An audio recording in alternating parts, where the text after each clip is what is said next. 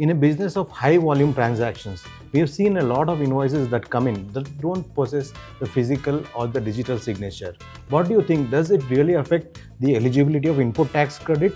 What kind of an audit should a compliance manager take in such a scenario? Just to kind of put it from a legal perspective, if we were to kind of say that every invoice needs to be kind of signed, then I'm sure half of the finance team will be running behind vendors asking for their autographs. Right. Now let's take an example how courts would evaluate whether this is a substantive non-compliance or procedural. A common example could be what? It could be, let's say, you have employees who give rent receipts for supporting their HRA claims. There could be three scenarios to it. One is that they have paid the rent and they have a proper receipt to it. Second is a case where they pay the rent but they don't have a signed receipt. They just have an unsigned receipt. Third could be a case where they don't pay the rent, but then they have a document which is signed and said that as if they have been paid. Now, a substantive thing would be that payment, and procedural would be the receipt. So certainly, if I were to kind of look at in terms of this context from an invoice perspective, if a document which is unsigned, so long as it is corroborated, like say if it is a rental payment example, if I have an unsigned rent receipt, I could corroborate it with rental agreement.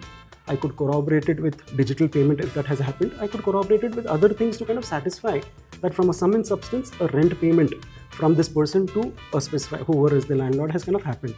Likewise, from a GST input tax credit perspective also, it is important that yes, I have an invoice, but more importantly, in terms of substantive compliance, more important would be to see, have I received the goods? And in respect of those goods or services which I have received, I am making payment. Right. Now, that document, if it is unsigned, I believe is procedural non-compliance. So, receipt of goods, accounting of the transaction, payment of that, those are the substantive, I would say, transactions or situations which evidence taking credit. A document evidencing them are procedural in nature. Okay.